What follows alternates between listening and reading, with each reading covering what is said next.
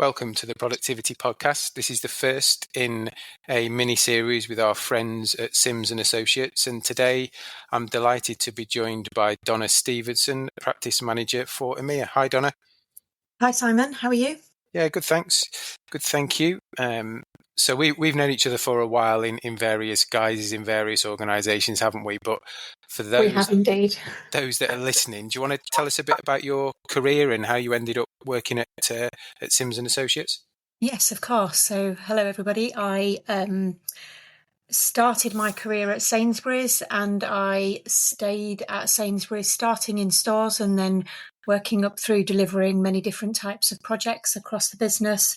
And my final role at Sainsbury's was within labour management, where we implemented workforce management across the network. I did 29 years at Sainsbury's, so it was quite a big change to leave. Following on from that, I then did some mini labour projects independently with one of the UK garden centres. And then following on from that, I then went to UKG as an executive relationship manager. It was the one role that I thought was key at UKG, alongside many others, but was key for the customer. And when I was at Sainsbury's, was a key role in helping me and the team understand and drive to understand what behaviours we were doing that were delivering against our objectives.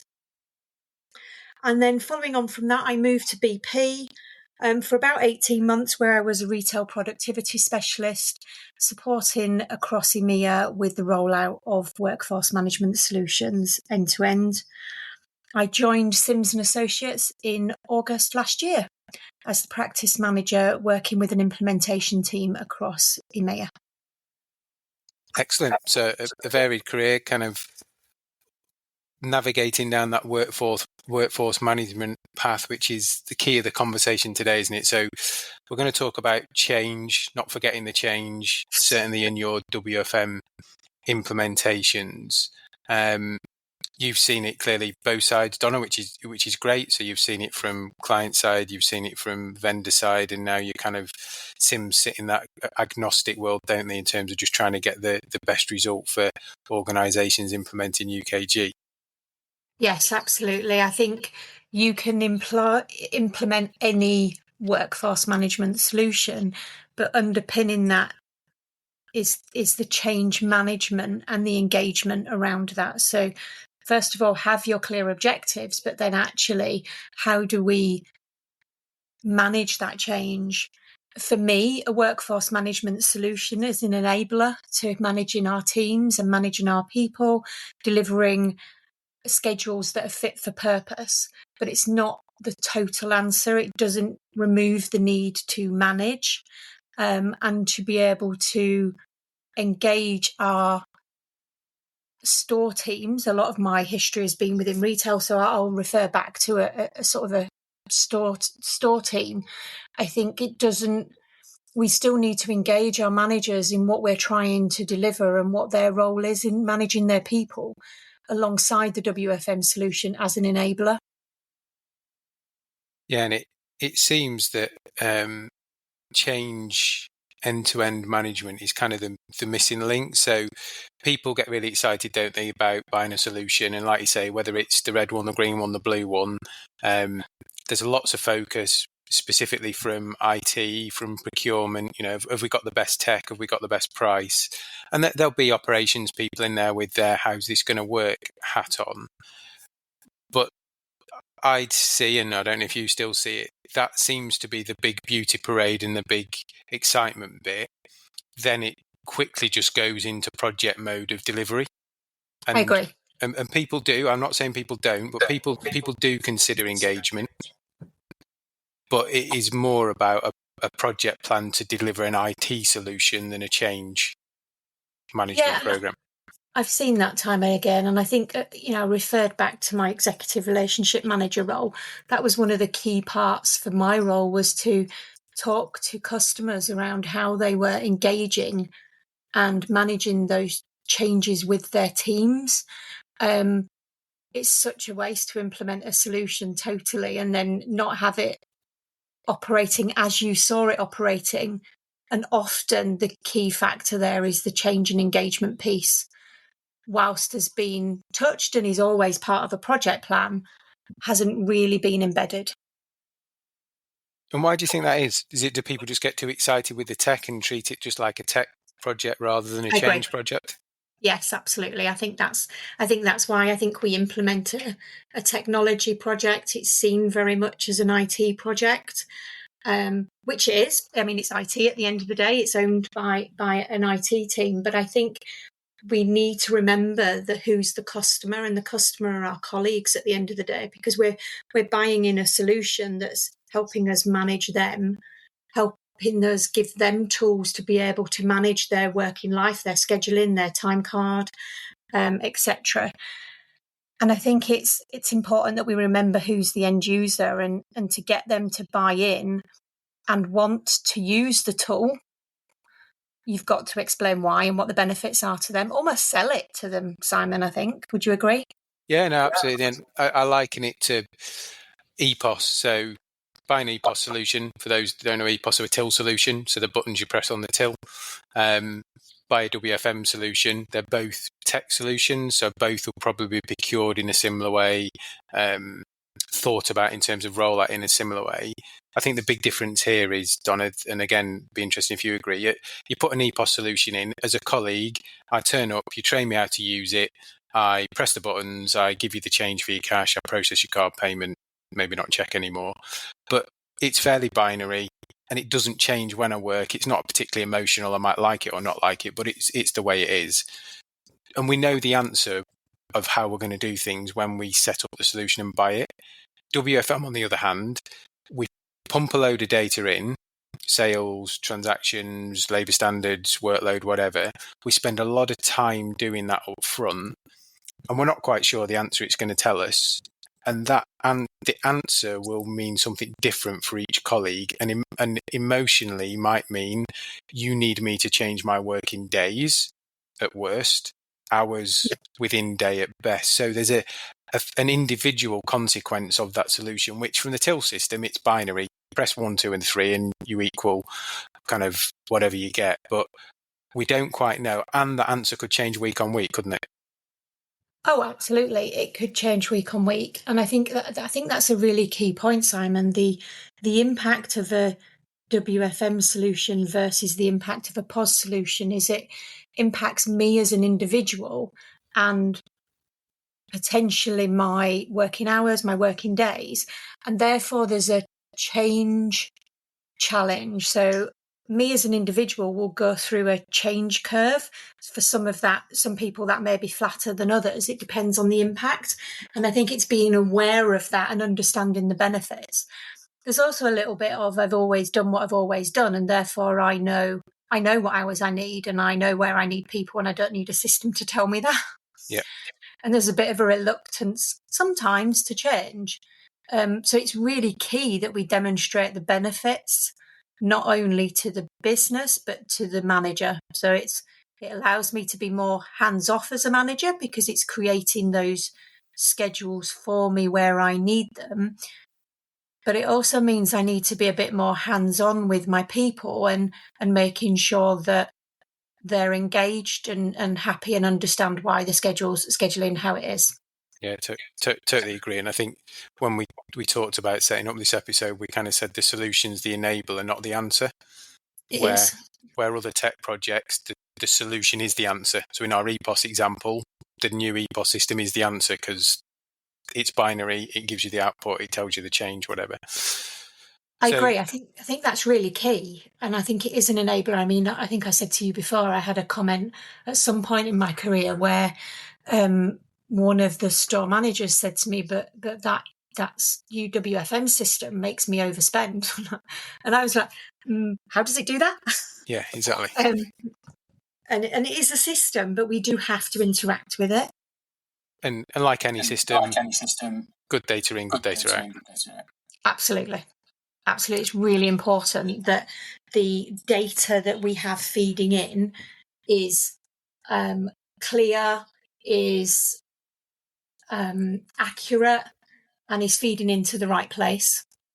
Yeah. So if we take that to the next level, if I'm in a global organisation, that must just be on a whole different scale.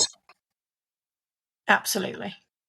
I think it's about how mature those global businesses are as well. So is the data, for example, as we're talking about data, is it the same across all businesses in each country? Is it different, or is it coming from different places? Is it the same?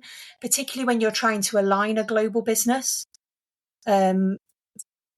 Many businesses are trying to make sure that we're driving consistency globally, but there are some challenges across those countries with how and what data is being provided.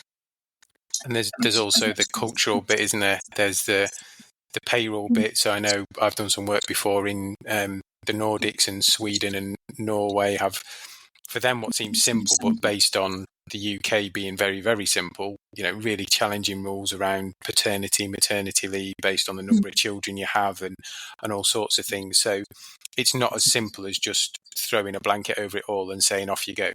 No, you can't. I mean, obviously, as you pointed out, the payrolls in different European countries, as an example, are just different country by country by country. So you can get some of that consistency.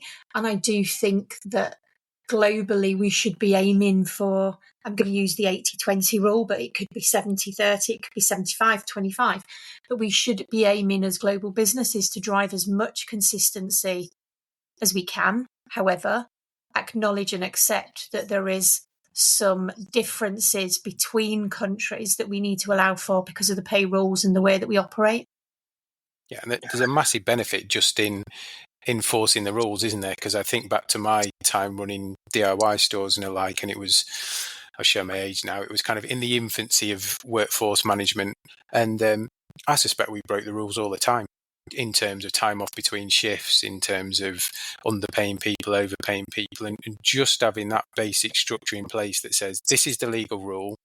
The system will not let you break it, or will tell you if you're about to break it. So it's an informed choice. Has a massive benefit, especially I think in Europe, where the fines are much more significant than maybe the UK. Yes, I agree. I think, and that is one of the key benefits of the workforce management solution, isn't it? It's about enabling and helping businesses to be compliant to sort of the local regulations in each country by highlighting that to you, and not, I mean, it doesn't not allow you to do it because potentially you could override it or ignore it, I suppose. Yeah. But it very much guides and it delivers that compliance, those compliance requirements within the solution that you've got. Yeah, and if I'm choosing to override it, I've had to probably confirm that I knowingly am breaking a rule. So it's me as an individual that then become liable, not the organisation. Yeah. And it's important, right? It's important that we are compliant when we're managing people's contracts and we're managing their work-life balance and how they're working within their business, the times they're working, etc. It's key. Absolutely, and that brings us on to the next point then. So impact on the end users, and I think we've kind of referenced good data in, good data out. We've talked about it potentially changing the way people work, when people work. Not necessarily the how at this point, but there's benefits at all levels in the organisation, isn't there? But those, let's stick to our retail example, store managers and colleagues are the ones that feel that more than anybody. Oh yeah, absolutely. And I think it's a really good opportunity. As we started the conversation, Simon, talking about end-to-end change management and engagement, it's a really good opportunity for businesses to review their processes, their procedures as they implement a workforce management solution. And that includes for example, what does the day in the life of a store manager look like? What are the activities we'd expect them to do daily, weekly, periodically, monthly, to manage the system and our people simply, so that we are not spending lots of time building in what was the old word, generally maybe an Excel spreadsheet, for example, and updating it. But actually, how do we do our what are our new day-to-day activities that we need to be doing to keep life as simple as it can be, so that then that allows me as a store manager, as a department manager, to have more time to actually serve customers. Yeah, I agree. And two things, and again, I don't know if you see these as common themes. I see them all the time, especially you talked about what managers do when we're doing our kind of role studies on leadership. One is people saying, I take it, this system takes a long time to administer. I'm always fighting the system, to which my point will be back to, give me an example. John works, the system always puts John in on a Tuesday, but I always have to change him to a Wednesday. And I come back to, well, you need to change your underlying data, and the system will do that for you every week. So good data in, good data out. And number two is business cases or businesses that have this panacea of, we're going to put this system in and we're going to save a load of time scheduling. And my point will always be, but you don't spend any time scheduling now because you're on an Excel spreadsheet, and actually all you're really doing is managing holidays and vacancies. So you're going to probably invest more time scheduling because you've got shapes of trade that you're going to align people to. You're going to work out all the inaccuracies in data over time. But don't kid yourself, this is a big time saver for managers. I agree. It's just doing something different and doing it in a different way. And that is what we need to embed that change, and we need to engage around that change, because if we don't make that change, businesses have spent a considerable amount of money implementing a workforce management solution that I, as a store manager, and I've seen this time and time again, Simon, and I'm sure you will have, go back and fill in an Excel spreadsheet and then enter that into the workforce management solution. So they're kind of double handling then. Yeah, so I've increased the work. I've actually, and for me, if I was running a big business, I'd rather say, get that in the WFM solution, even if it's not matched to your labour profile, so even if it's not matched to your customer demand or delivery demand, but at least we know what reality is and we can work towards it. So when people come and go, you can do it. Doing it twice is madness. But as you say, making a significant investment to then it almost become just a record of managing time in and out, again, feels madness. But for me, always comes back to the bigger point of this conversation. People have missed the point of why you've done it and the change. It's such a key part of the journey.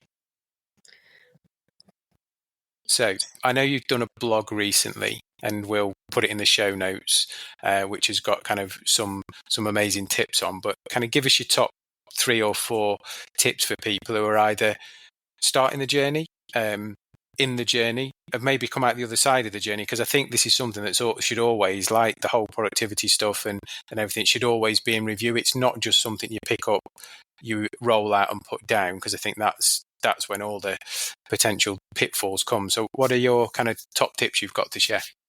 I think we've already touched on data, Simon, so I won't focus on that one, but obviously keep good data in, you'll get good information out the other end. But I think when you're starting a project, it's really important that you have the 3 key things for me, that you have a very clear objective as to what you are looking to achieve as a business, both from a return on investment and improvement in process, as an example. It's really important that you have stakeholder buy-in and those stakeholders are aligned and in place. And one of the other key parts is that you have the right people within your program and project team and your internal team that are going to own this solution involved at the start of the project, so that you've got the time and the investment in the program so that you can stick to your timeline, you can complete all of the activities that need to be completed, as well as throughout the project, for those that are going to be running the system, can do the upskilling that's required. I think if you don't take the opportunity to do the process alignment, you've almost missed an opportunity, for want of a better word. So it's a great opportunity to review processes and procedures, rather than how do we customize a workforce management solution, which I would never advocate, to match what we currently do. And then finally, for me, it's about the change management strategy. Make sure that's clear, make sure that's being owned, and how are we measuring the delivery of that change management strategy, and what the impacts are and what challenges, what engagements, issues we're having with it, so that we can land a solution effectively, have the change and engagement landed within that, and people bought into what we're trying to achieve as a business and the benefits that it delivers. Yeah, no, I'd agree wholeheartedly. And I think I've learned as well, people should over deliver and under promise. I think what we see is, I hear you kind of laugh there. People over promise what these solutions are going to do and what problems are going to solve, and then potentially under deliver or disappoint against it. There's so much richness in the benefits, loads to go at. But yeah, I'm sure you see that as well. Yeah, absolutely. And I think that comes back to, what are the clear objectives? What is it that I, as a business, am trying to deliver and change? Because you are trying to change something. That's why you're implementing the solution within my business as part of this implementation. Brilliant. So if people want to continue the conversation, Donna, where's the best place for them to find you? Yep. So I'm on LinkedIn, obviously, but feel free to email me on donna.stevenson@simsandassociates.com. Perfect. We'll pause there. We're going to be back with another 2 episodes with some of your colleagues at Sims. So appreciate your time, Donna. Always great to catch up and share stories, and we'll speak soon. Thanks, Simon. Been good to chat.